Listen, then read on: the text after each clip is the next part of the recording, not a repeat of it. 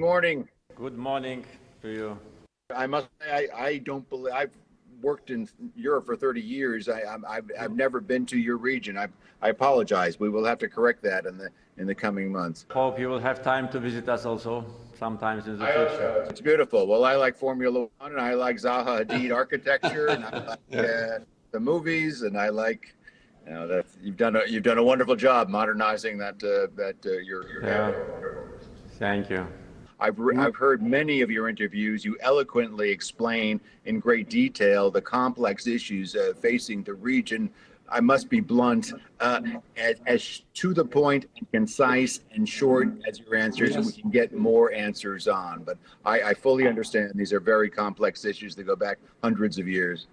Yeah, I will try to explain to the American audience, you know, what is happening and why it happened and what we want to see in the future. That's great. That's great. Well, we are very interested. We are very interested. By many accounts, on September 27th, your forces began this latest round of war. There was a relative peace in the Nagorno-Karabakh region. There was some kind of a diplomatic framework that people had an idea to resolve this crisis, but the fighting started. Why did you decide to move now? It was not Azerbaijan who started the fighting on the 27th of September. So far, no official representative from any country actually raised this issue in front of us. It was Armenia who launched an attack on the 27th of September, and the purpose was to disrupt completely the negotiation process. They did more or less the same on July when they attacked our forces on the state border between Armenia and Azerbaijan, and they were suffering the bitter defeat. And then they sent a sabotage group on August to penetrate through our military positions and to attack our civilians and military personnel. So on 27th of September, they started artillery bombardment from the heavy artillery weapons. And in the first hours of the attack, we had victims among civilians and military servicemen. So far, we have 63 victims among civilians and almost 300 of them wounded. So it was Armenia. We just had to defend ourselves and to respond, and our response was very adequate. And as a result of that, we managed to liberate important part of occupied territories. But regardless of who shot the first shot, there was fighting basically right away on both sides in that period. And in the follow-up, you said, in fact, that you would want to remove all Armenian forces from this area, and that would only be the answer that could resolve this crisis. And in the months leading up to this September 27th date, there was much talk of war and action in Azerbaijan. You have to admit, you were looking for war. What I was saying was in line with the United Nations Security Council resolutions. Back in 1993, security resolutions adopted by United Nations clearly demanded from Armenia complete, unconditional, and immediate withdrawal of Armenian troops from the occupied territories of Azerbaijan. And unfortunately, during 27 years, these resolutions were not implemented. So when I was saying that we want Armenian troops out of international recognized territories of Azerbaijan, I am right from legal point of view, and what I say is in line with Security Council resolutions of United Nations. We were talking... Yeah. Mr. There is legal and there is reality on the ground. Reality on the ground in Nagorno-Karabakh and the region is that it's now, after all the trouble that you went through back in the 80s and the 90s, a principally Armenian population. If you went in there, you have to, again, remove Armenians and bring our Azerbaijanis back, yet another displacement. There is a diplomatic plan on the table to keep Nagorno-Karabakh independent, for Armenia to give back 7 of these areas around it. Does diplomacy, does diplomacy make no sense to you? What you said about diplomatic solution is not correct, because there is no plan presented to us from the mediators, United States, Russia, and France, to give Nagorno-Karabakh independence. Not at all. In the peaceful plan, there is a proposal. No, not at all.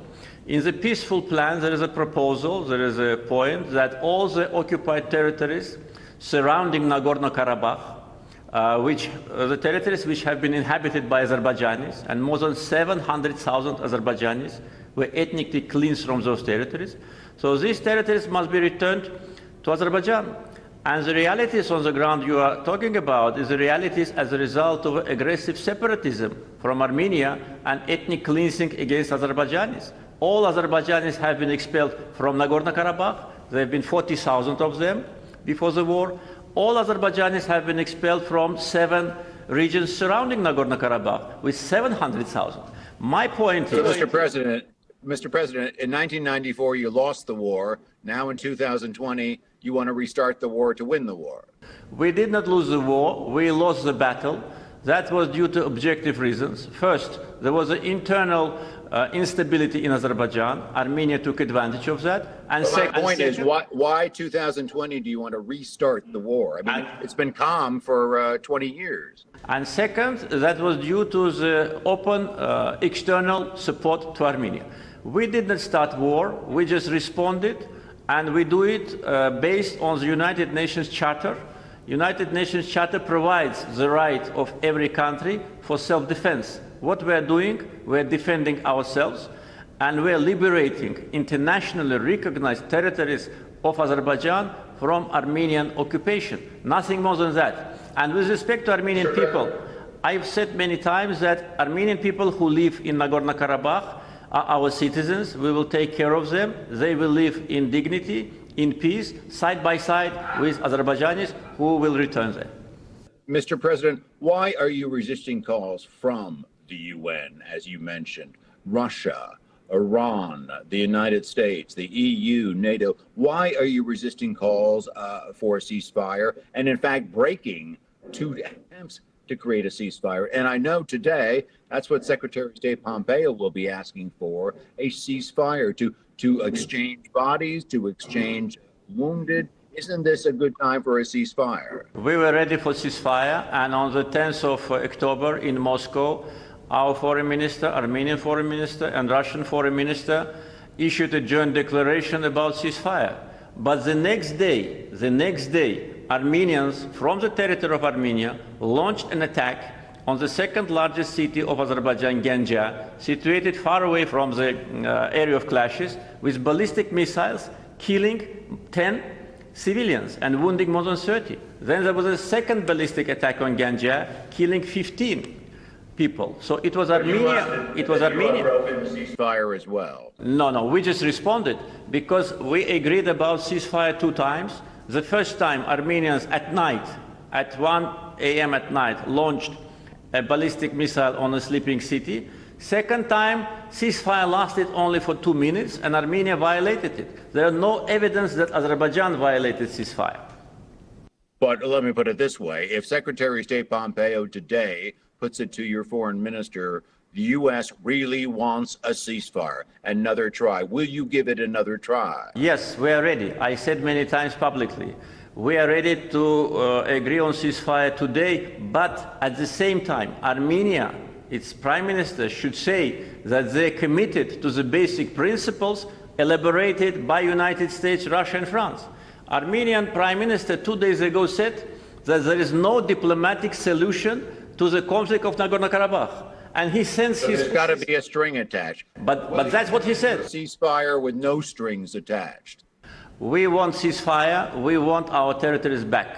Armenia should commit that they will liberate territories according to United Nations Security Council resolutions and according to the peace plan presented by US, France, and Russia. But he does not say... Yeah. Mr. President, how do you respond to charges that your military is inordinately targeting civilian areas, homes, residences, stores, even a very important church has been hit by your high-tech weaponry? Thousands have either been killed or injured just in the past 4 weeks. We do not attack civilians. After Armenian brutal attack, act of terror against the city of Ganja with ballistic missiles where dozens of people have been killed, We publicly said that we will take revenge, but on the battlefield. We do not attack civilians, we do not attack religious sites. What happened to the church in Shusha was either a mistake, and I already publicly commented on that, or it was done by Armenians themselves in order to put a blame on us. So our President, we are seeing video scenes of the capital of Nagorno-Karabakh. All the population there has to live in basements. They're hearing artillery every 20 minutes. Their city, where civilians are living, is wrecked. You can't call the entire city a military target. There have been military targets in the capital of so-called Nagorno-Karabakh Republic, Khankendi, and our attacks there were only before 9th of October. We did not attack any civilians or cities in the Nagorno-Karabakh after that, but they attacked. And have you seen the images of what they've done to Ganja? What they've done to Ganja? To October 9th, you were targeting civilians. No. We were targeting military infrastructure in the so-called capital of Nagorno-Karabakh, Khankendi, because military bases, military infrastructure is situated in the city. You have drones from Turkey, you have military gear from Israel, you have high-tech equipment from Russia. How can you use that and not also hit civilians? No. Our drones, and these images are a lot of them in internet. You can look how our drones destroy Armenian tanks and other weapons. So far, our drones destroyed more than 230 tanks.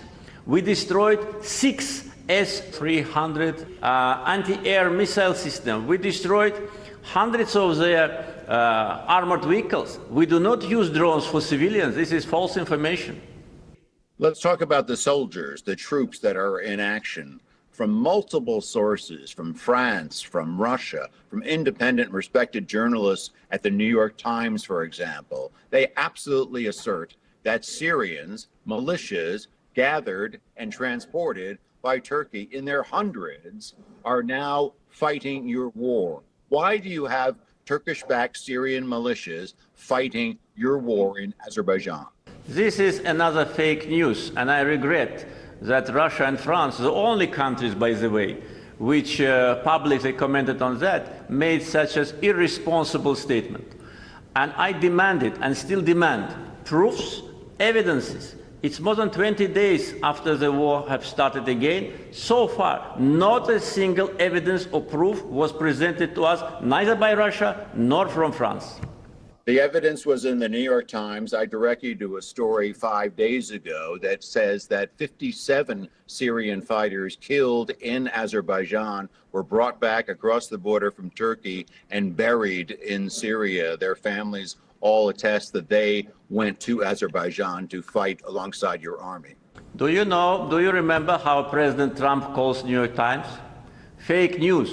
This is fake news. No evidence, no proof. Give us evidence, not only New York Times. I'm curious. You have 100,000 soldiers. Why do you need some scrappy? Exactly.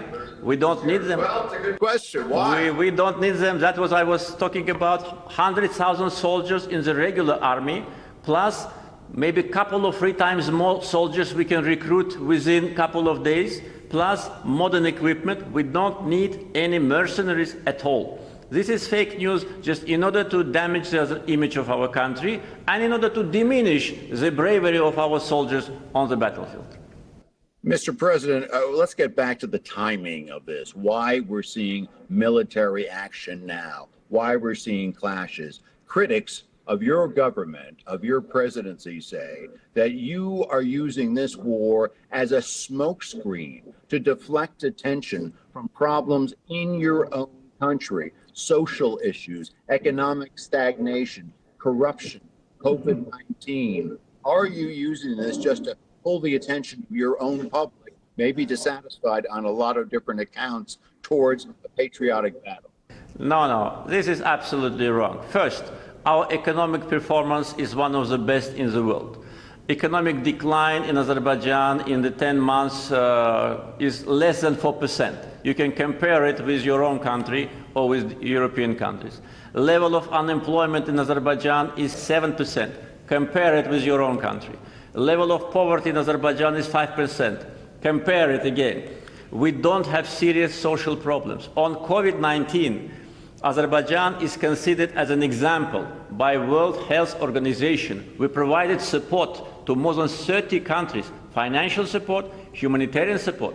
Our economy is stable, our economy is sustainable, and there was no need, as you say, in order to cover some of internal problems in order to launch the war. It was on the other side, Armenia, who is completely now in economic and social problems, they need to distract attention. It's Armenian Prime Minister who puts leading opposition party leader to jail. He is pursuing two former presidents. We know there are some accusations of human rights abuses within your own government and suppression of freedom of speech, and specifically talking about the corruption and the family rule of both the government and many of the corporate structures. So this is not to pull the attention of your public or some members of your public away from those considered misdeeds by some people. No. Corruption is here and we are fighting against it. We've introduced a broad economic reforms program, and many people, many governmental officials and high-ranking officials have been arrested recently for charges of corruption. Corruption is everywhere and we are fighting with it. With respect to the family rule, again, I'd like to refer you to your own country where important, positions were held by father and son. Just Bush family, Clinton family, husband and a wife, Kennedy family, and in many other countries. So it's nothing different from what is happening in the United States. And they were all elected democratically and transparently. Yeah, especially President Bush, who was elected by the decision of U.S. High Court. And you know your American politics, Mr. I know. Yeah, I am well prepared for that. Let's go to the United States now. What would you like to see today, and in the future, Secretary of State Pompeo do? There has been some criticism of Secretary Pompeo and the U.S. that they haven't been enough engaged. I know Russia is quite involved. Turkey in various ways involved. Even Iran is offering help. What would you like? Has the U.S. done enough? Would you like to see the U.S. do more? What would you like Washington to do? I think that the U.S., as one of the three co-chairs of the Minsk Group, has a mandate from OSCE to help parties to come to an agreement.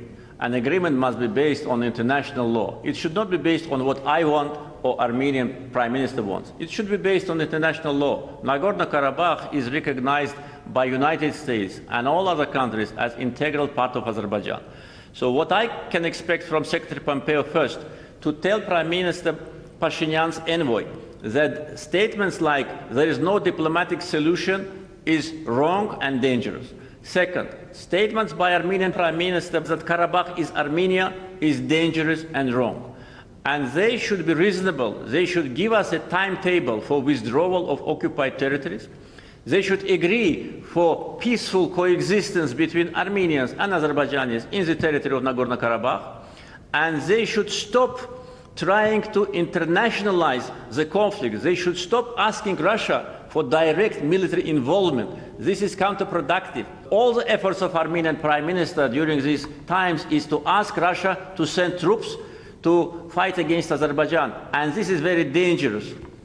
Well, to that point, I mean, that's another criticism of Secretary of State Pompeo, and he directly says, and certainly the U.S. and Turkey has as many areas of commonality, but he says Turkey's assistance of your effort is actually causing problems. It's fueling the flames. How do you react to that? Turkey provides political support to Azerbaijan. It's our closest allies and friend, and we are proud and happy that we have such a great country as our partner. Every country has a right to have friends and allies.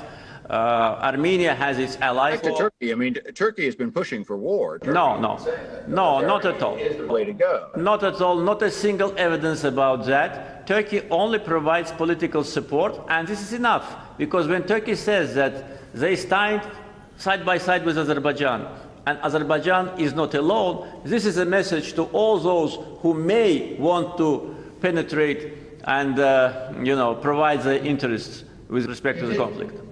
You did offer an important line when we were speaking just a short while ago. You said in your discussions with the Secretary of State Pompeo that there is a diplomatic solution. Do you believe there is a diplomatic solution to this crisis? Yes, I believe. Otherwise, I wouldn't have been in the negotiations for 17 years.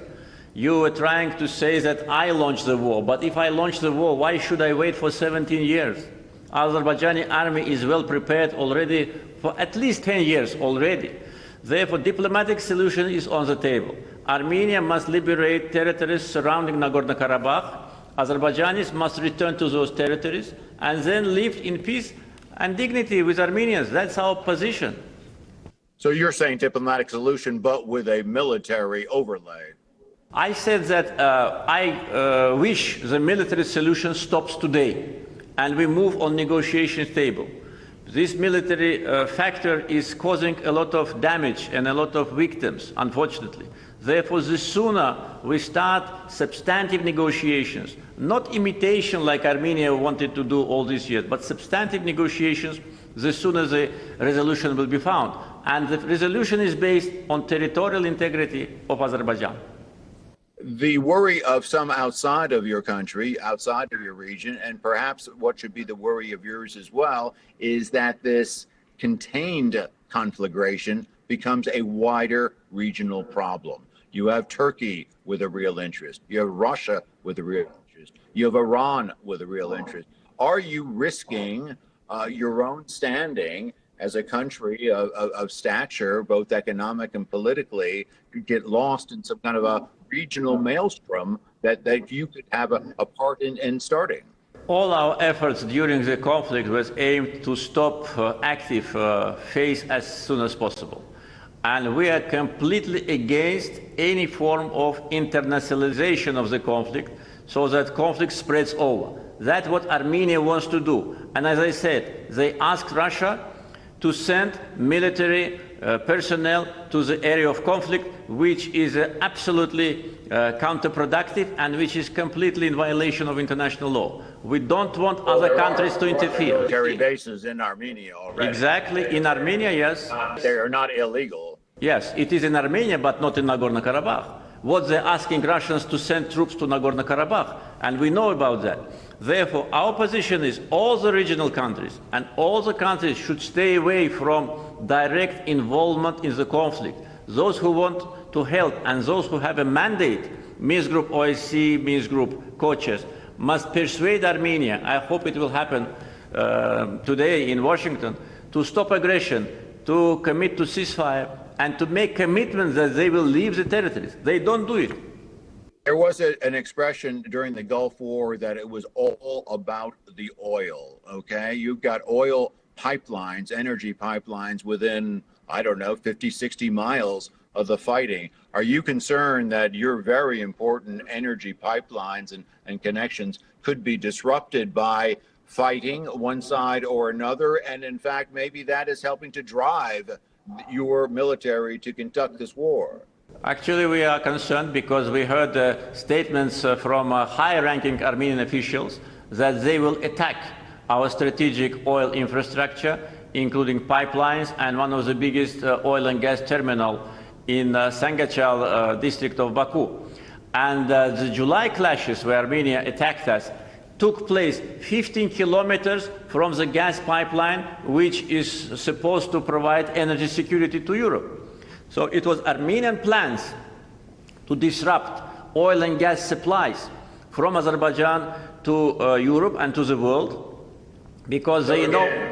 Would part of the motivation of what you're doing right now is to defend your economic interest against any threat like that? No, we are defending ourselves. You know, our oil pipeline from Baku to Mediterranean was commissioned in 2006, and it works, you know, without any disruption. Our gas pipeline from Azerbaijan to Turkey was commissioned in 2007. A big pipeline to connect Azerbaijan with European consumers is going to be opened in a couple of months probably, maybe even less. Therefore, why should we launch a war in order to protect the pipeline when the pipeline is already protected? It's Armenia who wants to disrupt the pipeline and to make economic damage to Azerbaijan. Are you satisfied with what the President Trump and his administration has been saying about the conflict? He has been critical of Turkey, but frankly, he has been critical of both sides. He is weighing a very large Armenian diaspora in the United States, so there are political elements in this too. Do you think the United States is handling its role well? I think what President Trump does with respect to the conflict resolution is fully in line with international relations. We fully support his position, his personal comments on that. And we see that the position of the United States is balanced, and as it should be, because the United States is mediator. President Trump's comments on criticism on Turkey, I didn't see it, by the way, in the press, but his comments were constructive. The United States does not take sides, as other co-chairs should also don't take sides. We understand internal politics not only in America, but also in France and Russia, with a very large Armenian community, which influences, which has a lot of lobbying activity, and which is now in full operation against Azerbaijan. And we understand the level of pressure which they can impose. But at the same time, a very straightforward position of President Trump is highly supported here in Azerbaijan, not only by me, but our people also. Mr. President, you know politics, and I bet you know American politics too. We are 10 days away from a major presidential election. In figuring out this move towards diplomacy in Washington, do you think the idea of, maybe a diplomatic success might be figuring in the minds of my Washington politicians? And having said that, do you find that's okay? Any motivation to get things going? Any motivation in order to put an end to hostility is supported by us. And I think that today's meeting in Washington can have a very good result only if Armenian will commit to peaceful settlement, will stop attacking us, and will make commitment that they will withdraw the troops. Therefore, do you think it's driven by U.S. presidential politics, this diplomatic effort today? Well, I don't know. I think that the American voters will make their vote based on their, approach and their assumption of what is the best for America. I don't think that Karabakh conflict is something which American people are concerned about. Maybe most of them even do not know. But of course, America as a superpower, it has a very important say in this conflict resolution. And our position is that America as a mediator should continue to be neutral and should try again and more to bring both sides closer to the, common decision. But let me pick up on that point as we conclude this in the next 2 minutes. Why should the United States care? I think you're probably right. Most Americans couldn't find Nagorno-Karabakh on a map, but there are strategic issues you're dealing with, political, cultural, demographic. If you were talking to the United States people now and said, excuse me, I know you've got the presidential, I know you've got a World Series baseball, but you should pay attention to this too. What would you tell a typical American why it's important for us to care and look at this? I would say that Azerbaijan has always been a very true partner to the United States. We are together on the fight against international terrorism. We are together in Afghanistan, and we keep our military servicemen in Afghanistan, thus providing the cost of our peacekeeping operations. We have important topic on our agenda as energy security. United States always strongly supported Azerbaijan's efforts to diversify its energy supply routes, and with the strong support of the United States, we managed to complete important projects. Azerbaijan and the United States have a very strong partnership relations, and the United States considers Azerbaijan as a friend, and we are really friends. Therefore, it's in the interest of the United States that there is a peace here, and Azerbaijan continues its path on the route of independence, strengthening the independence. We are situated just between Europe and Asia on the crossroads, transportation, energy. Our political importance is growing. Therefore, Azerbaijan is an important partner to the United States and United States to Azerbaijan. So stability in your country, in your region, politically, economically, etc., could be good for us as well, 3,000, 5,000 miles away. Yeah, America is a superpower. The distance doesn't make any difference. And I think that a modern, secular, friendly Muslim country is also a big asset for our friends. And the United States, from the very first years of independence, always supported Azerbaijan. And today I can tell you we have maybe the highest ever level of our bilateral cooperation. And we hope that today's meeting in Washington will be important to persuade Armenia to stop aggression, stop occupation, and then peace will come to our land. There is a lot of support, though, for Armenia, as you noted earlier in this interview, in the United States. There's support for the Christian religion there, for the churches there, for the diaspora, the punishment that they incurred many years ago by Turkey. So you know there is a warm emotional feeling towards Armenians as well in the United States.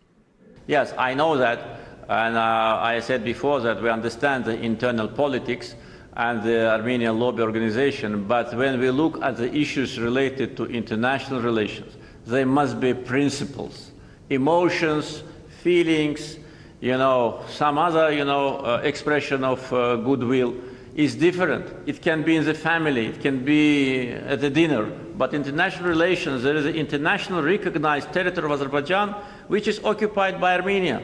So the occupation must come to an end. And those Armenians who live in America, who live in France, who live in Russia, the rich people, they don't care about those Armenians in Nagorno-Karabakh. How they live in poverty. They will probably disagree with you on that one, but okay. Two final questions. Back to presidential politics. Former Vice President Joe Biden might be the president-elect in 10 days' time. Have you ever had any contact with him, maybe in his vice presidential role? And how do you think a Biden administration would deal with this, with your conflict right there in your region? Yes, I met Vice President Biden 4 years ago in Washington at the Nuclear Summit, which was organized by President Obama, and I had bilateral meeting with Mr. Biden, and I saw that he was deeply involved in the regional issues, and we discussed many issues of our bilateral relations, of course, including Nagorno-Karabakh settlement. I can tell you that Obama's administration was very active on the Nagorno-Karabakh track. Therefore, Mr. Biden, and I'm sure the people who support him, they are well aware about that. So I have very good memory of our meeting with him. Do you think he'll be favorable to your position? Will he be favorable to Armenia? Will he probably will talk against war. I mean, he probably will also push for ceasefire, push for diplomacy. Do you think that would be an okay approach? I think taking into account what we've just discussed, the Armenian lobbying organizations in America, in France and Russia, for Azerbaijan, the most favorable situation would be that the leaders of these three countries stay neutral on the conflict and don't take sides. Actually, that's what their mandate dictates them. If they take sides, they cannot be mediator. And we expect from US foreign policy team in the future also to be neutral and to be objective. Finally, Mr. President, your prediction for the future. I mean, your region, your country, Armenia, such horror, late 80s and early 90s in particular, tens of thousands of people killed. What are we looking at now? Tens of thousands of people more killed, more destruction. How do you see this going forward? It is difficult to predict now what will happen. It not only depends on us, because the war is not held by one country. It's not a unilateral process. But how I want to see the region, I can tell you. I want the region of Southern Caucasus to be deeply integrated. I want that the strategic relations which we have with another South Caucasian country, Georgia, can be, to a certain degree, a model of relations between Azerbaijan and Armenia once in the future, because all wars stop and peace comes. We know how... you think there can be a peaceful resolution of this conflict? Yeah, definitely. Find that diplomatic answer. I am absolutely confident, but it depends on the will from Armenian side. What happened after the Second World War? Germany and United States were killing each other. Soviet Union and Germany killing each other. Tens of millions were killed. But look now, it's not any longer in the memory. It's not, provoking hostility. Why Armenians and Azerbaijanis cannot live together in the region of Nagorno-Karabakh while they live together in Georgia, in Russia, in Ukraine, in many other countries?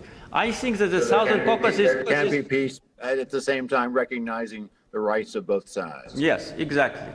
It must be based on the reasonable, background, within the framework of territorial integrity of Azerbaijan, with full protection of rights and concerns of Armenian population of Azerbaijan. I think that is doable. Mr. President, thank you very much for this lengthy interview, and I'm sure it will inform not just me, but our American public